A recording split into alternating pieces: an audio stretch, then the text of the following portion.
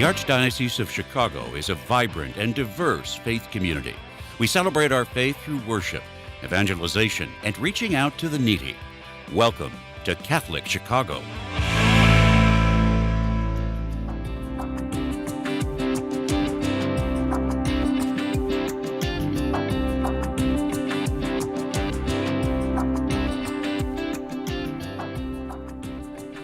Good morning, welcome to Catholic Chicago. I'm Father Greg Sakowicz, Rector of William Cathedral here in Chicago. Seated to my left is dear friend Mark Teresi, who's been involved with our 175th coming to a close as a parish, on the verge of starting 150 years as a cathedral. Official date was November 21, 1875, a big celebration on Sunday, November 23rd. And Mark, good morning. Tell us more about the celebration. Yeah, we'll have a special liturgy, 12:30, which will be beautiful. And then we go from the liturgy, walk over to the Ritz-Carlton through our generous friend, Peter Simoncelli. And we're going to have a wonderful brunch, and we'll have you speak, which is please come. and With a couple of jokes. Definitely a couple of jokes. And a beautiful video tribute to the parish. And we'll launch 150th, which is Let's Preserve Our Beautiful Cathedral. And our tickets are still available Online. Go to holynamecathedral.org and you'll be able to click on a QR code. And well over 300 people are expected, so we'll get into our program. One other thing. So December 12th is the Rector's Christmas concert. We'll talk more about that in the future. Okay, well, I Mark want sponsors to get online and support it. Sounds great. Well, we have a great program today. Today we have historian, author, researcher, Dr. Edward Gordon, back by popular demand in the studio with us. The topics we'll discuss today are the economy and healthcare and COVID. Dr. Edward Gordon, welcome to the program. Thank you, Father Greg. And Edward, you and your beautiful wife, Elaine, have been parishioners at Cathedral for how many years? 42 years. 42 years. For, I think, 50. Wow. A long time, and you've done so much for Cathedral, both you and Elaine. So we have a lot to cover today. Yes. You always come so well prepared. Part one will be the economy. Take it away, Edward. Okay, well, we have a lot to talk about. So let's get to the first slide, and we'll take a look first at unemployment rates, and then we're going to look at a number of other issues, but let's get to slide one. And Michael's coming with a slide, I think, right about now. Okay. He's busy doing 10 other things. Here we go. There we go. All right. Well, if you take a look at unemployment, now these numbers are old because the government was shut down. It just reopened again today. But these are the latest numbers that we can show you, and I would imagine they're about the same. Unemployment is high. It's higher in the Chicago and state of Illinois than surrounding states. Slide 2 shows you, however, that we have at least 7 million job vacancies. Some people, including myself, would put it closer to 12 million job vacancies across the United States. How do we know this? The next slide 3, the National Federation of Independent Businesses shows that these companies, almost half of these companies are looking right now to hire, and half of them cannot find qualified applicants. To accentuate that, Ford Motor CEO just said how right now they need 5,000 auto mechanics. They make six-figure salaries, and there's a great shortage of these workers. And they actually would hire you today? Yes, if you had the skills.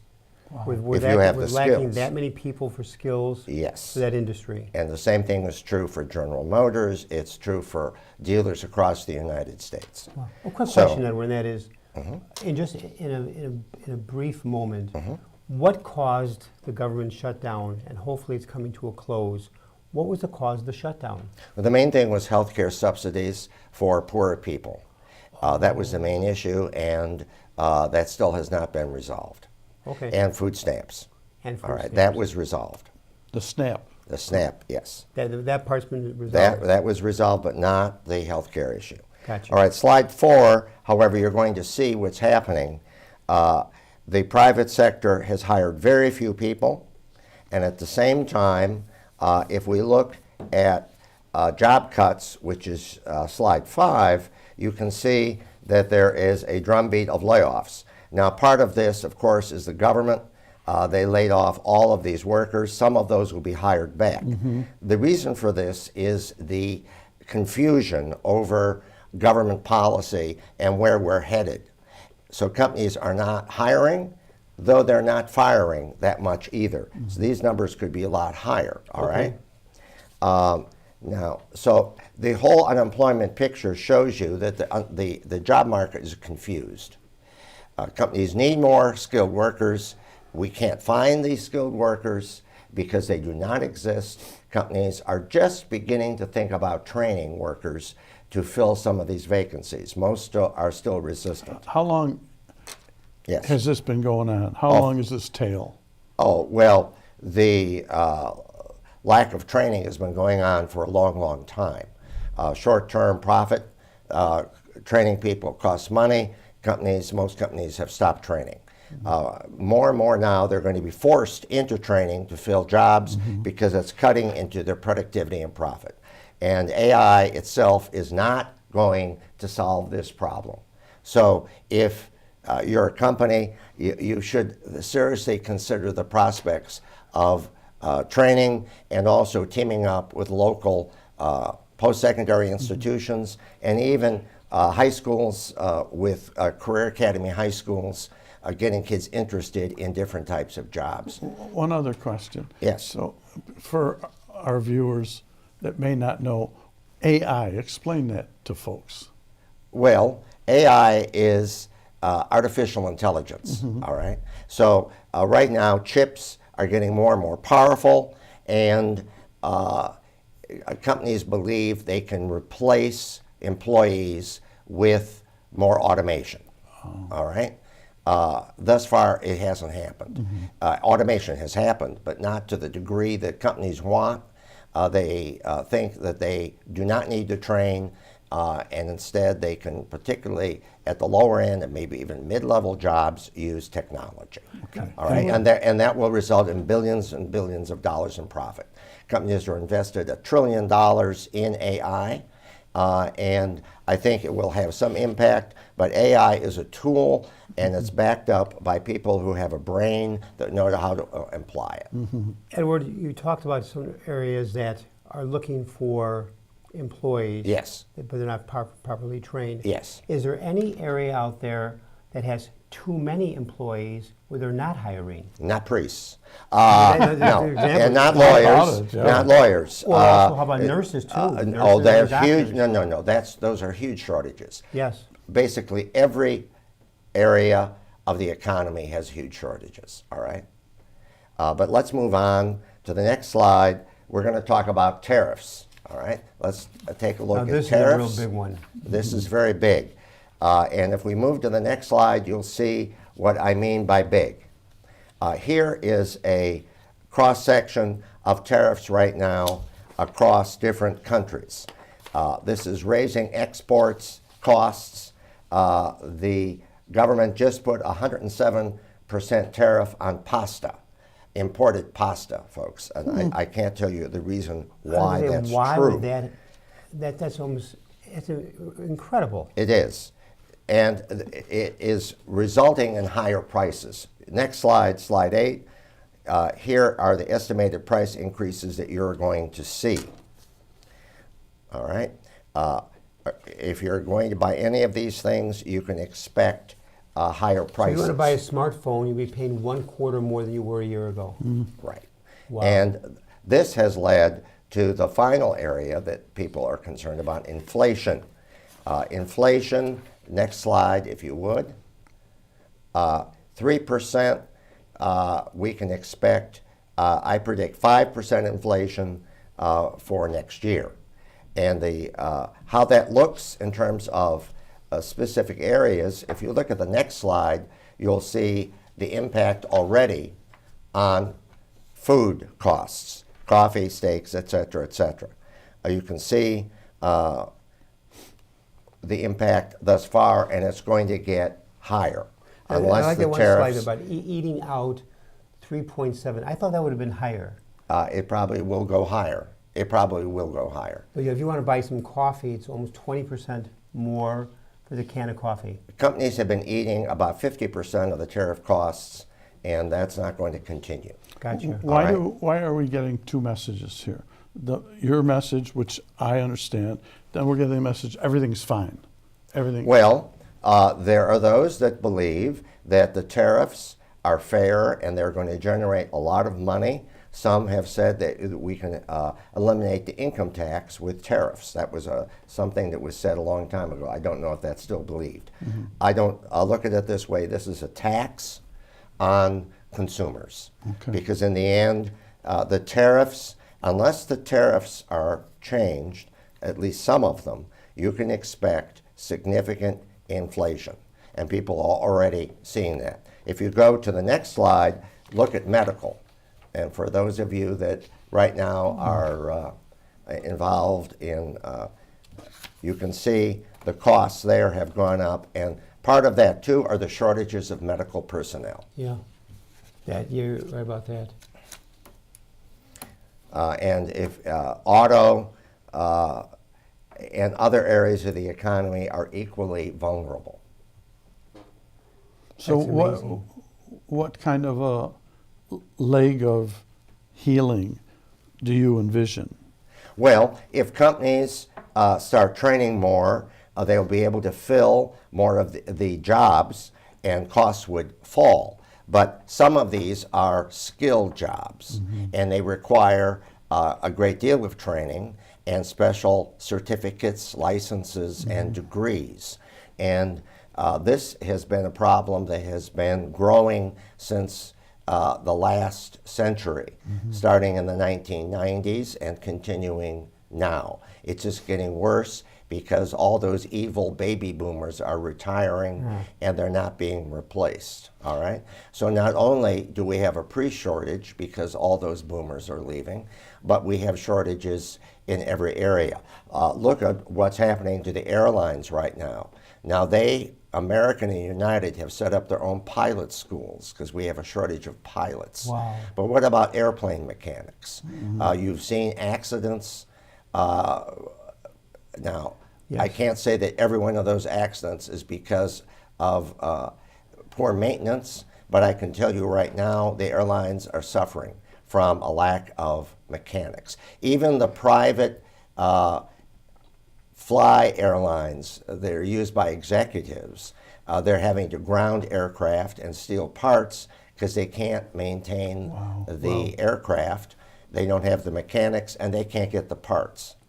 Boeing and Airbus are behind in building planes because they don't have enough skilled workers and they can't get the parts from the airplane manufacturers to build the aircraft, all right? So it's a whole system, the whole system. And the air traffic controllers, we were short before the strike, or I'm sorry, the shutdown, and now many of those have retired during this shutdown. Did they really? Yeah. Yes. And so we need more air traffic control. There are jobs out there. Now, they train air traffic controllers. The government is training people. But that is a very high-stress job, and they're having trouble recruiting. Edward, all these figures you're giving, all these numbers. So where is it all going? Where's it all heading? I predict a recession for next year. In 2026? Yes. We have big bubbles. The AI bubble right now, the amount of money invested in that is horrific. The debt bubble is very high. There's a gold bubble. Gold is at the all-time high.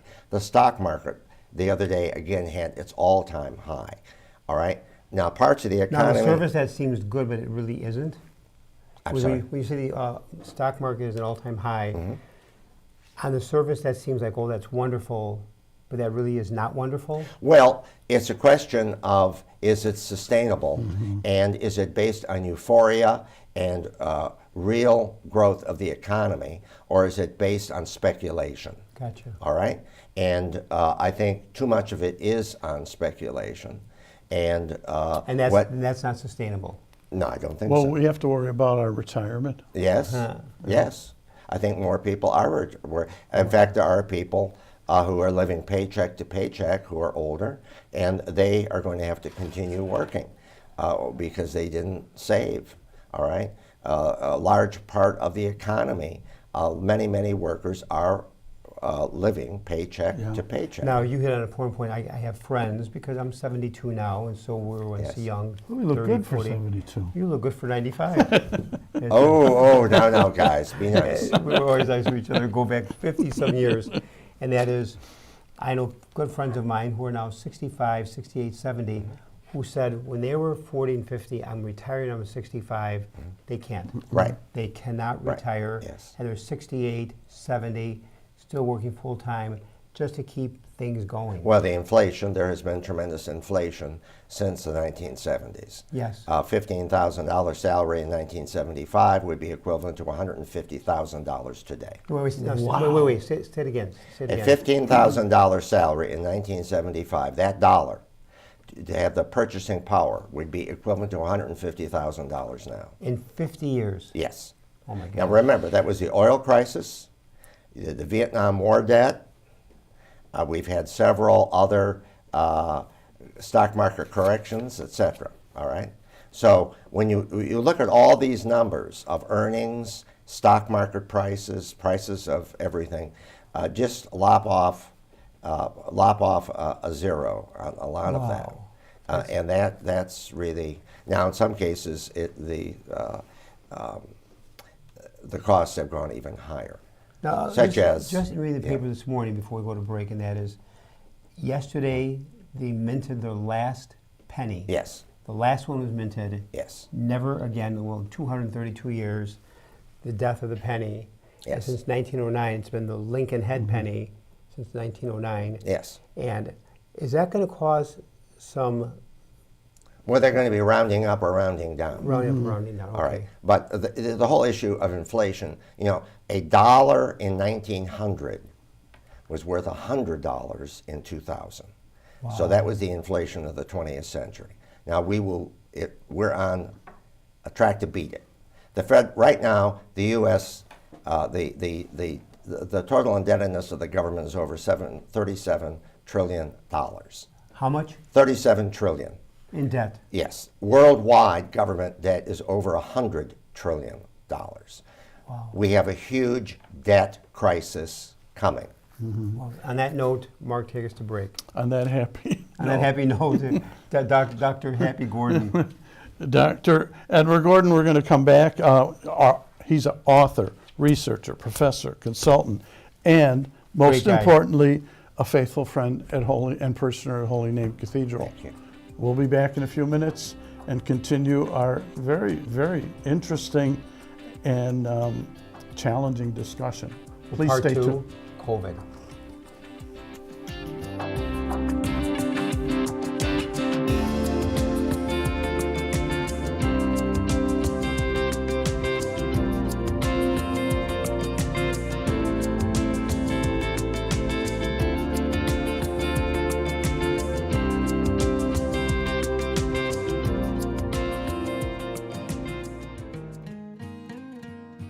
I am a seminarian. The church needs compassionate and well-trained priests to help guide each of us through life. What inspires me, what draws me always to the priesthood is continue to see priests be a beacon of hope for other people. You can play a part in the education of these young men as they prepare for a life of service to others. I want to be that beacon of hope too, and it sets my heart on fire.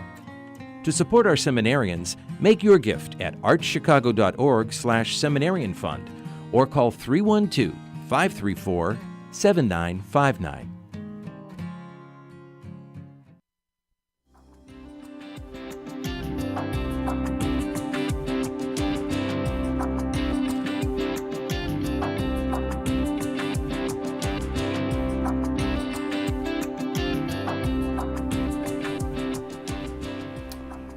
We're back, Catholic Chicago. Father Greg Sakowicz, Mark Teresi here with Dr. Edward Gordon. I had mentioned author, researcher, consultant, a dear friend of Holy and parishioner of Holy Name Cathedral for over 40 years.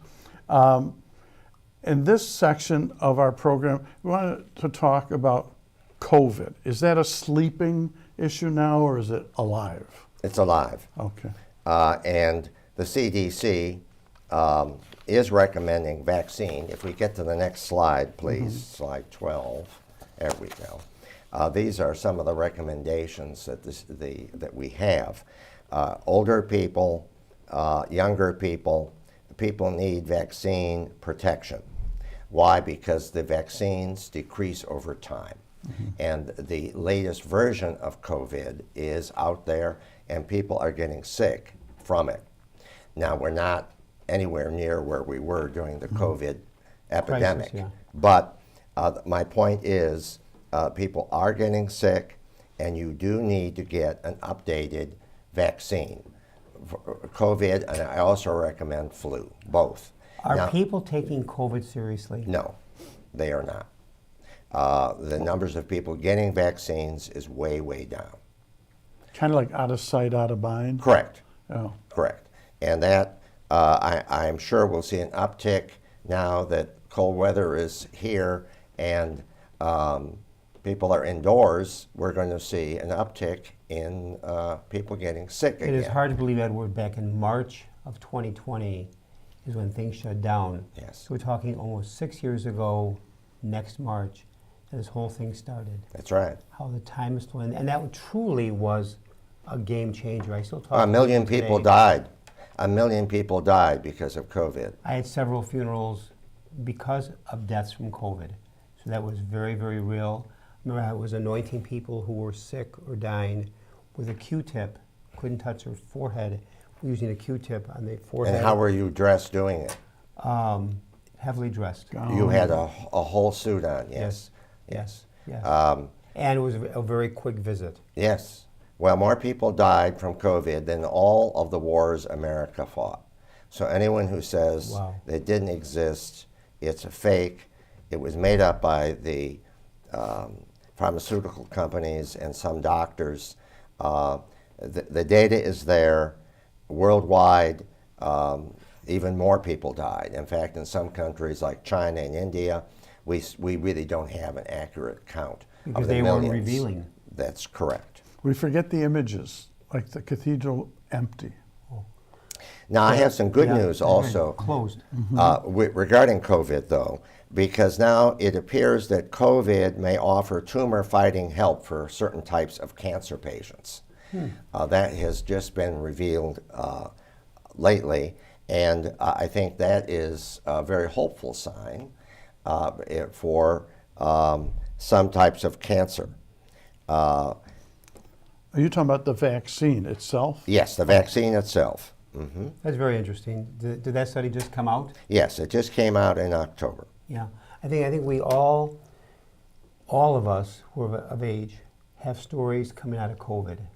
And not too many positive, but losing loved ones. I'll always remember Holy Week of 2020, and Palm Sunday, Cathedral closed. Holy Thursday, closed. Good Friday, closed. Easter Vigil, closed. Yes. Easter Sunday morning, I remember waking up. There had normally been thousands of people at all the Mass in the Cathedral on Easter Sunday. It was about 10 o'clock in the morning, Easter morn. I'm in the cathedral, lights are off, I'm alone praying in the third pew and thought, this is surreal. This truly can't be happening. And it was locked up on Easter Sunday morning. And then when we opened up, we had to register people. And our capacity Every other was pew. 200. Right, We exactly. had 3 in a pew, Yes. 6 feet apart. Yes. And Edward, you remember that? Yes. In fact, that's how the whole Mass on Channel 7, ABC with the Cardinal Supich started. Yes. Because of COVID. That's right. They were peaking like over 350,000 per Sunday. And many, many letters came to Cardinal Supich, and I received many. Thank you for bringing us together. All thanks to Cardinal Supich and Channel 7. And you're still doing those masses for people who can't make it to church. And, or good. many, I'll tell you this to both of you, many people have said they go to an early Mass at their parish today, then watch the TV Mass at 9:30 on Channel 7 or Channel 9 Mercy Home, Yes. or they watch it first, the Cardinal or Mercy Home on Channel 9, then go to Mass. They get two Masses that day. And every those- once in a while, you bilocate. I'm on You're Channel 9 with Mercy Home, Pre-recorded. and Channel 7 Yeah. with the Cardinal, pre-recorded, but not that far in advance. No, I thought there was a double. I had a question. As a parishioner, so as a faithful parishioner all these years, you look at some of these trends, and where does the church fit into this? What do we need? What do we need to be doing in terms of preparation for what you see coming? In terms Regarding of COVID? COVID. I mean COVID, but also I mean in terms of the economy. I mean, we're talking about a church that has to sustain itself. That's right. And also Catholic Charities has to sustain all the people who don't have the means to help themselves for one reason or the other. It's called sacrifice. Yeah. We need, those who can give need to give. And I think you already are seeing that. Yeah. And there are more young people now coming back to the church. The OCIA program here at the cathedral.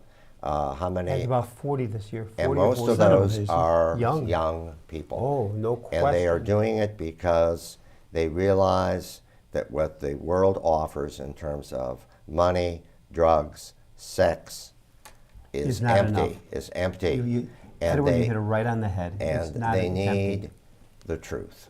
People want the truth. All right. I think, Edward, you hit on such a topic there that when people look to power, possessions, title, wealth, Yes. accumulating stuff, the ways of the world don't cut it, and the secular doesn't cut it, but people turning back to God, and not like when we were children. But again, don't kid ourselves.